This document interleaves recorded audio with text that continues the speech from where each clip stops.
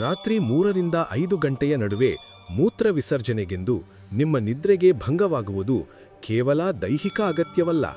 ಇದು ಬ್ರಹ್ಮ ಮುಹೂರ್ತದಲ್ಲಿ ಬ್ರಹ್ಮಾಂಡದ ದೈವಿಕ ಶಕ್ತಿಗಳು ನಿಮ್ಮೊಂದಿಗೆ ಸಂಪರ್ಕ ಸಾಧಿಸಲು ಕಳುಹಿಸುವ ಒಂದು ಶಕ್ತಿಶಾಲಿ ಆಧ್ಯಾತ್ಮಿಕ ಸಂಕೇತ. ಈ ಸಮಯದಲ್ಲಿ ನಿಮ್ಮ ಆತ್ಮದ ಜಾಗೃತಿ, ಪಿತೃದೇವತೆಗಳ ಆಶೀರ್ವಾದ, ಇಷ್ಟದೇವತೆಯ ಕರೆಯೋಲೆ ಅಥವಾ ನಿಮ್ಮ ದೇಹ ಮತ್ತು ಬ್ರಹ್ಮಾಂಡದ ನಡುವಿನ ಆಯುರ್ವೇದಿಯ ಸಾಮರಸ್ಯವು ಇಂತಹ ಅನುಭವಕ್ಕೆ ಕಾರಣವಾಗಿರಬಹುದು.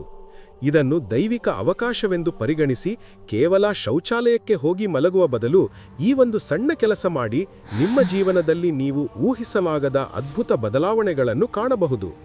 ರಾತ್ರಿಯ ಘೋರ ಮೌನ, ಎಲ್ಲೆಡೆ ಕತ್ತಲು, ಇಡೀ ದಿನದ ಆಯಾಸದ ನಂತರ ನಿಮ್ಮ ದೇಹ ಮತ್ತು ಮನಸ್ಸು ಕೊನೆಗೂ ಶಾಂತಿಯಿಂದ ವಿಶ್ರಾಂತಿ ಪಡೆಯುತ್ತಿದೆ. ಇದ್ದಕ್ಕಿದ್ದಂತೆ ನಿಮ್ಮ ನಿದ್ರೆಗೆ ಭಂಗವಾಗುತ್ತದೆ. ಕಣ್ಣುಗಳನ್ನು ಉಜ್ಜಿಕೊಂಡು ಎದ್ದು ಕೂರುತ್ತೀರಿ. ಗಡಿಯಾರ ನೋಡಿದರೆ ಎಂದಿನಂತೆ ರಾತ್ರಿ 3ರಿಂದ 5 ಗಂಟೆಯ ನಡುವಿನ ಸಮಯ. ನಿಮ್ಮ ನಿದ್ರೆ ಮುರಿಯಲು ಕಾರಣ ತಡೆಯಲಾಗದ ಮೂತ್ರ ವಿಸರ್ಜನೆಯ ಬಯಕೆ. ನಿಮ್ಮಲ್ಲಿ ಎಷ್ಟು ಮಂದಿ ಈ ಅನುಭವವನ್ನು ಪ್ರತಿದಿನ ಅನುಭವಿಸುತ್ತಿದ್ದೀರಿ? ಬಹುಶಃ ನೀವು ರಾತ್ರಿ ಹೆಚ್ಚು ನೀರು ಕುಡಿದಿದ್ದೆ ಅಥವಾ ವಯಸ್ಸಾಗುತ್ತಿದೆ ಹಾಗಾಗಿ ಹೀಗೆ ಎಂದು ನಿರ್ಲಕ್ಷಿಸಿರಬಹುದು. ಆದರೆ ಒಂದು ಕ್ಷಣ ನಿಂತು ಯೋಚಿಸಿದ್ದೀರಾ? ಯಾಕೆ ನಿಖರವಾಗಿ ಇದೇ ನಿರ್ದಿಷ್ಟ ಸಮಯದಲ್ಲಿ? ಯಾಕೆ ರಾತ್ರಿ 12 ಗಂಟೆಗೋ ಅಥವಾ ಬೆಳಿಗ್ಗೆ 6 ಗಂಟೆಗೋ ಹೀಗಾಗುವುದಿಲ್ಲ? ಈ ಒಂದು ಪ್ರಶ್ನೆಯಲ್ಲಿ ಅಡಗಿರುವ ಉತ್ತರ ನಿಮ್ಮ ಪಾದದ ಕೆಳಗಿನ ನೆಲವನ್ನೇ ಅಲುಗಾಡಿಸಬಹುದು. ಇದು ಕೇವಲ ಸಾಮಾನ್ಯ ದೈಹಿಕ ಘಟನೆಯಲ್ಲ. ಇದು ಬ್ರಹ್ಮಾಂಡದಿಂದ ನೇರವಾಗಿ ನಿಮಗೆ ಕಳುಹಿಸಲ್ಪಟ್ಟ ಒಂದು ದೈವಿಕ ರಹಸ್ಯಮಯ ಸಂಕೇತ.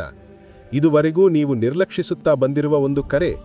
ಆದ್ದರಿಂದ ಉಸಿರು ಬಿಗಿ ಹಿಡಿದು ಕುಳಿತುಕೊಳ್ಳಿ, ಏಕೆಂದರೆ ಬೆಳಗಿನ ಜಾವ 3ರಿಂದ 5 ಗಂಟೆಯ ನಡುವೆ ಹೀಗೆ ಎಚ್ಚರವಾಗುವುದು ನಿಮ್ಮ ಜೀವನವನ್ನೇ ಬದಲಿಸಬಲ್ಲ ಒಂದು ಮಹಾರಹಸ್ಯ.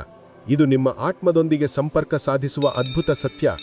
ನಮ್ಮ ಪ್ರಾಚೀನ ಹಿಂದೂ ಧರ್ಮಗ್ರಂಥಗಳಲ್ಲಿ ಸಮಯವನ್ನು ಕೇವಲ ಗಡಿಯಾರದ ಟಿಕ್ ಟಾಕ್ ಶಬ್ದದಿಂದ ಅಳೆಯಲಾಗುವುದಿಲ್ಲ.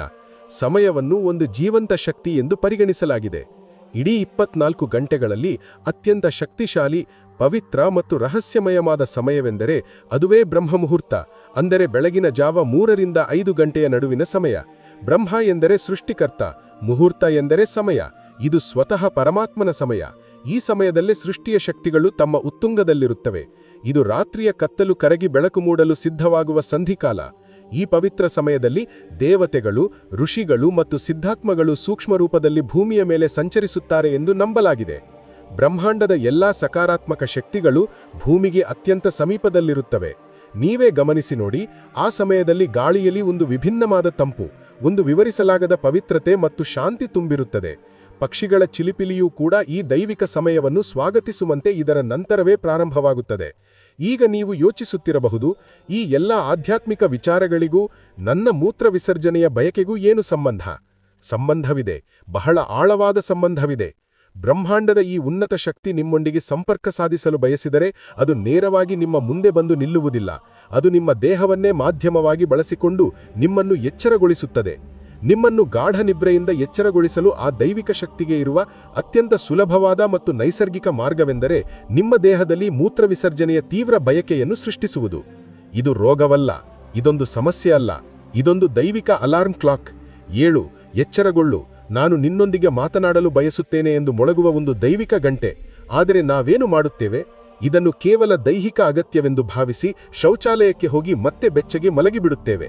ನಾವು ಪ್ರತಿದಿನ ರಾತ್ರಿ ಪರಮಾತ್ಮನು ನಮಗಾಗಿ ನಿಗದಿಪಡಿಸಿದ ಒಂದು ಸಭೆಯ ಸಮಯವನ್ನು ಕಳೆದುಕೊಳ್ಳುತ್ತಿದ್ದೇವೆ. ಲಕ್ಷಾಂತರ ಜನರು ನಿದ್ರಿಸುತ್ತಿರುವಾಗ ಈ ಸಂಕೇತ ಕೇವಲ ನಿಮಗೇಕೆ ಬರುತ್ತಿದೆ? ಇದರ ಉತ್ತರ ನಿಮ್ಮ ಆತ್ಮದ ಪಯಣದಲ್ಲಿ ಅಡಗಿದೆ. ಇದಕ್ಕೆ 4 ಪ್ರಮುಖ ಕಾರಣಗಳಿರಬಹುದು. ಕಾರಣ 1, ಆತ್ಮಜಾಗೃತಿ. ನಿಮ್ಮ ಆತ್ಮವು ಈಗ ಜಾಗೃತಗೊಳ್ಳಲು ಸಿದ್ಧವಾಗಿದೆ. ನಿಮ್ಮ ಈ ಜನ್ಮದ ಅಥವಾ ಪೂರ್ವಜನ್ಮಗಳ ಪುಣ್ಯ ಕರ್ಮಗಳು, ಸಾಧನೆಗಳು ಈಗ ಫಲ ನೀಡುತ್ತಿವೆ. ನಿಮ್ಮ ಚೈತನ್ಯದ ಮಟ್ಟ ಒಂದು ನಿರ್ದಿಷ್ಟ ಹಂತವನ್ನು ತಲುಪಿದೆ. ಆದ್ದರಿಂದಲೇ ದೈವಿಕ ಶಕ್ತಿಗಳು ನಿಮ್ಮೊಂದಿಗೆ ನೇರವಾಗಿ ಸಂಪರ್ಕ ಸಾಧಿಸಲು ಸಾಧ್ಯವಾಗುತ್ತಿದೆ. ನಿಮ್ಮ ನಿದ್ರೆಗೆ ಹೀಗೆ ಭಂಗವಾಗುವುದು ನಿಮ್ಮಲ್ಲಿ ಆಧ್ಯಾತ್ಮಿಕ ಶಕ್ತಿಯ ಪ್ರವಾಹ ಹೆಚ್ಚುತ್ತಿರುವುದಕ್ಕೆ ಸಂಕೇತ. ಕಾರಣ 2, ಪಿತೃದೇವತೆಗಳ ಕರೆ. ನಮ್ಮ ಧರ್ಮದಲ್ಲಿ ಪಿತೃದೇವತೆಗಳಿಗೆ ದೇವತೆಗಳಿಗೇ ಸಮಾನವಾದ ಸ್ಥಾನವಿದೆ. ಬ್ರಹ್ಮ ಮುಹೂರ್ತವು ಸ್ಥೂಲ ಜಗತ್ತು ಮತ್ತು ಸೂಕ್ಷ್ಮ ಜಗತ್ತಿನ ನಡುವಿನ ಪರದೆಯು ಅತ್ಯಂತ ತೆಳುವಾಗಿರುವ ಸಮಯ. ಈ ಸಮಯದಲ್ಲಿ ನಿಮ್ಮ ಪೂರ್ವಜರು ನಿಮ್ಮೊಂದಿಗೆ ಸುಲಭವಾಗಿ ಸಂಪರ್ಕ ಸಾಧಿಸಬಹುದು. ಅವರು ತಮ್ಮ ಶಾಂತಿಗಾಗಿ ನಿಮ್ಮಿಂದ ಪ್ರಾರ್ಥನೆಗಳನ್ನು ನಿರೀಕ್ಷಿಸುತ್ತಿರಬಹುದು, ಅಥವಾ ನಿಮ್ಮ ಜೀವನದಲ್ಲಿ ಬರಲಿರುವ ದೊಡ್ಡ ಸಂತೋಷದ ಬಗ್ಗೆ ಸುಳಿವು ನೀಡುತ್ತಿರಬಹುದು, ಅಥವಾ ಯಾವುದೋ ಆಪತ್ತಿನಿಂದ ಎಚ್ಚರಿಸುತ್ತಿರಬಹುದು. ಕಾರಣ 3, ಇಷ್ಟದೇವತೆಯ ಆಮಂತ್ರಣ. ಪ್ರತಿ ವ್ಯಕ್ತಿಗೂ ಒಬ್ಬ ಇಷ್ಟದೇವತೆ ಇರುತ್ತಾರೆ. ನಿಮ್ಮ ಜೀವನದ ಜವಾಬ್ದಾರಿಗಳಲ್ಲಿ ಮುಳುಗಿ ನೀವು ಅವರ ಪೂಜೆಯನ್ನು ಮರೆತಿರಬಹುದು. ಬ್ರಹ್ಮ ಮುಹೂರ್ತದಲ್ಲಿ ಹೀಗೆ ನಿದ್ರೆಗೆ ಭಂಗವಾಗುವುದು ನಿಮ್ಮ ಇಷ್ಟದೇವತೆಯ ನೇರವಾದ ಕರೆ. ನಾನು ನಿನಗಾಗಿ ಕಾಯುತ್ತಿದ್ದೇನೆ, ಈ ಸಮಯ ನೀನು ನನ್ನೊಂದಿಗೆ ಮಾತನಾಡಲು ಎಂದು ಅವರು ನೆನಪಿಸುತ್ತಿದ್ದಾರೆ. ಕಾರಣ 4. ಆಯುರ್ವೇದ ಮತ್ತು ದೇಹದ ಸಾಮರಸ್ಯ. ನಮ್ಮ ಪ್ರಾಚೀನ ಆಯುರ್ವೇದ ಶಾಸ್ತ್ರದ ಪ್ರಕಾರ ರಾತ್ರಿಯ ಕೊನೆಯ ಪ್ರಹರ ಅಂದರೆ ರಾತ್ರಿ 2ರಿಂದ ಬೆಳಗ್ಗೆ 6 ವಾತದೋಷದ ಸಮಯ. ವಾತದ ಗುಣವೇ ಚಲನೆ. ಮೂತ್ರ ವಿಸರ್ಜನೆಯು ಒಂದು ವಾತಕ್ರಿಯೆ. ಬ್ರಹ್ಮ ಮುಹೂರ್ತದಲ್ಲಿ ವಿಶ್ವದ ಪ್ರಾಣಶಕ್ತಿ ಉತ್ತುಂಗದಲ್ಲಿದ್ದಾಗ ಅದು ನಿಮ್ಮ ದೇಹದಲ್ಲಿನ ವಾತದೋಷವನ್ನು ಪ್ರಭಾವಿಸುತ್ತದೆ. ಇದರ ಅರ್ಥ ನಿಮ್ಮ ದೇಹವು ಈ ವಿಶ್ವ ಗಡಿಯಾರದ ಜೊತೆ ಸಂಪೂರ್ಣವಾಗಿ ಹೊಂದಿಕೊಳ್ಳುತ್ತಿದೆ ಎಂಬುದಕ್ಕೆ ಇದು ಅದ್ಭುತ ನಿದರ್ಶನ. ಹಾಗಾದರೆ ಮುಂದಿನ ಬಾರಿ ನಿಮ್ಮ ನಿದ್ರೆಗೆ 3ರಿಂದ 5 ಗಂಟೆಯ ನಡುವೆ ಭಂಗವಾದರೆ ಏನು ಮಾಡಬೇಕು? ಮೊದಲಿಗೆ ನಿದ್ದೆ ಹಾಳಾಯಿತು ಎಂದು ಕೋಪಗೊಳ್ಳಬೇಡಿ. ಇದನ್ನು ಒಂದು ಅದೃಷ್ಟವೆಂದು ತಿಳಿಯಿರಿ. ಆ ಅಗೋಚರ ಶಕ್ತಿಗೆ ಮನಸ್ಸಿನಲ್ಲೇ ಧನ್ಯವಾದ ಹೇಳಿ ಶಾಂತವಾಗಿ ಎದ್ದು ಶೌಚಾಲಯಕ್ಕೆ ಹೋಗಿ ಬನ್ನಿ. ಶೌಚಾಲಯದಿಂದ ಹಿಂದಿರುಗಿದ ತಕ್ಷಣ ದಯವಿಟ್ಟು ಮತ್ತೆ ಹಾಸಿಗೆಗೆ ಹೋಗಿ ಮಲಗಿಬಿಡಬೇಡಿ. ಇದುವರೆಗೂ ನೀವು ಮಾಡುತ್ತಿದ್ದ ದೊಡ್ಡ ತಪ್ಪು ಇದೆ. ಬದಲಾಗಿ ನಿಮ್ಮ ಕೈಕಾಲು ಮತ್ತು ಮುಖವನ್ನು ತಣ್ಣೀರಿನಿಂದ ತೊಳೆಯಿರಿ. ಇದರಿಂದ ಉಳಿದ ನಿದ್ದೆಯು ಮಾಯವಾಗಿ ದೇಹಕ್ಕೆ ಒಂದು ಹೊಸ ತಾಜತನ ಮೂಡುತ್ತದೆ. ಈಗ ನಿಮ್ಮ ಮನೆಯ ಪೂಜಾ ಕೋಣೆಯಲ್ಲಿ ಅಥವಾ ಯಾವುದೇ ಶಾಂತವಾದ ಮೂಲೆಯಲ್ಲಿ ಬೆನ್ನು ಮೂಳೆಯನ್ನು ನೇರವಾಗಿ ಇಟ್ಟು ಕುಳಿತುಕೊಳ್ಳಿ. ನೀವು ಯಾವುದೇ ದೊಡ್ಡ ಪೂಜೆ ಮಾಡಬೇಕಾಗಿಲ್ಲ. ಕೇವಲ ಶಾಂತವಾಗಿ ಕುಳಿತು ಕಣ್ಣುಗಳನ್ನು ಮುಚ್ಚಿ ನಿಮ್ಮ ಉಸಿರಾಟದ ಮೇಲೆ ಗಮನವಿಡಿ. ನೀವು ತೆಗೆದುಕೊಳ್ಳುವ ಉಸಿರು ಕೇವಲ ಸಾಮಾನ್ಯ ಗಾಳಿಯಲ್ಲ, ಅದು ಬ್ರಹ್ಮ ಮುಹೂರ್ತದ ದೈವಿಕ ಪ್ರಾಣಶಕ್ತಿ ಎಂದು ಭಾವಿಸಿ. ಉಸಿರು ಹೊರಗೆ ಬಿಡುವಾಗ ನಿಮ್ಮ ಒಳಗಿನ ಎಲ್ಲ ಚಿಂತೆಗಳು, ಭಯಗಳು ಮತ್ತು ನಕಾರಾತ್ಮಕತೆ ಹೊರಗೆ ಹೋಗುತ್ತಿದೆ ಎಂದು ಭಾವಿಸಿ. ಕೆಲವು ಕ್ಷಣಗಳ ಕಾಲ ಹೀಗೆ ಮೌನವಾಗಿ ಕುಳಿತುಕೊಳ್ಳಿ. ಈ ಸಮಯದಲ್ಲಿ ಬ್ರಹ್ಮಾಂಡವು ನಿಮ್ಮೊಂದಿಗೆ ಮಾತನಾಡಲು ಬಯಸುತ್ತದೆ. ನೀವು ಕೇವಲ ಒಬ್ಬ ಶಾಂತ ಶ್ರೋತೃ ಆಗಿರಬೇಕು. ಬಹುಶಃ ತಿಂಗಳಿಂದ ಕಾಡಿಸುತ್ತಿದ್ದ ನಿಮ್ಮ ಸಮಸ್ಯೆಗೆ ಒಂದು ಹೊಸ ಪರಿಹಾರ ಹೊಳೆಯಬಹುದು. ಅಥವಾ ನಿಮ್ಮ ಇಷ್ಟದೇವತೆಯನ್ನು ಧ್ಯಾನಿಸಬಹುದು. ಅಥವಾ ಓಂ ಮಂತ್ರವನ್ನು ನಿಧಾನವಾಗಿ ಜಪಿಸಬಹುದು. ಅಥವಾ ನಿಮ್ಮ ಪಿತೃದೇವತೆಗಳನ್ನು ಸ್ಮರಿಸಿ, ನನ್ನ ಪೂರ್ವಜರೇ ನನ್ನನ್ನು ಕ್ಷಮಿಸಿ, ನನ್ನ ಕುಟುಂಬವನ್ನು ರಕ್ಷಿಸಿ ಎಂದು ಮನಸ್ಸಿನಲ್ಲೇ ಪ್ರಾರ್ಥಿಸಿ. ನಂಬಿ, ನಿಮ್ಮ ಈ ಪುಟ್ಟ ಪ್ರಾರ್ಥನೆಯು ಅವರಿಗೆ ತಕ್ಷಣವೇ ತಲುಪಿ ಅವರ ಆಶೀರ್ವಾದ ನಿಮ್ಮನ್ನು ಪ್ರತಿ ಆಪತ್ತಿನಿಂದ ರಕ್ಷಿಸುತ್ತದೆ. ಆರಂಭದಲ್ಲಿ ಕೇವಲ 5ರಿಂದ 10 ನಿಮಿಷಗಳಿಂದ ಪ್ರಾರಂಭಿಸಿ. ನೀವು ಪ್ರತಿದಿನ ರಾತ್ರಿ ಈ ನಿಯಮವನ್ನು ಅನುಸರಿಸಿದರೆ ನಿಮ್ಮ ಜೀವನದಲ್ಲಿ ಅದ್ಭುತ ಬದಲಾವಣೆಗಳು ಪ್ರಾರಂಭವಾಗುತ್ತವೆ. ನಿಮ್ಮ ಮುಖದ ಮೇಲೆ ಒಂದು ವಿಭಿನ್ನವಾದ ತೇಜಸ್ಸು ಮೂಡುತ್ತದೆ. ನಿಮ್ಮ ಮನಸ್ಸಿನಿಂದ ಅನಗತ್ಯ ಚಿಂತೆಗಳು ಮತ್ತು ಭಯಗಳು ಕಣ್ಮರೆಯಾಗುತ್ತವೆ. ನಿಂತು ಹೋದ ಕೆಲಸಗಳು ತಾವಾಗಿಯೇ ಪೂರ್ಣಗೊಳ್ಳಲು ದಾರಿ ಸಿಗುತ್ತದೆ. ಜನರು ನಿಮ್ಮತ್ತ ಆಕರ್ಷಿತರಾಗುತ್ತಾರೆ. ನಿಮ್ಮ ಸಲಹೆಯನ್ನು ಕೇಳಲು ಪ್ರಾರಂಭಿಸುತ್ತಾರೆ. ಭವಿಷ್ಯದಲ್ಲಿ ನಡೆಯಲಿರುವ ಘಟನೆಗಳ ಬಗ್ಗೆ ನಿಮಗೆ ಮುನ್ಸೂಚನೆ ಸಿಗಲು ಪ್ರಾರಂಭಿಸುತ್ತದೆ. ಇದು ಮೂಢನಂಬಿಕೆಯಲ್ಲ, ಇದು ಶಕ್ತಿಶಾಸ್ತ್ರ. ಆ ದೈವಿಕ ಶಕ್ತಿ ಪ್ರತಿದಿನವೂ ನಿಮಗೆ ಒಂದು ಅವಕಾಶವನ್ನು ನೀಡುತ್ತಿದೆ.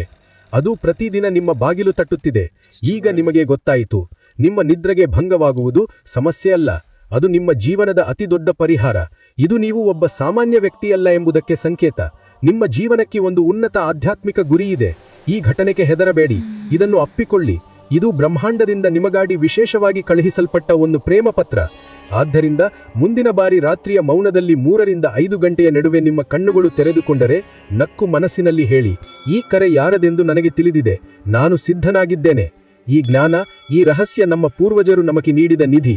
ಈ ಮಾಹಿತಿ ನಿಮ್ಮ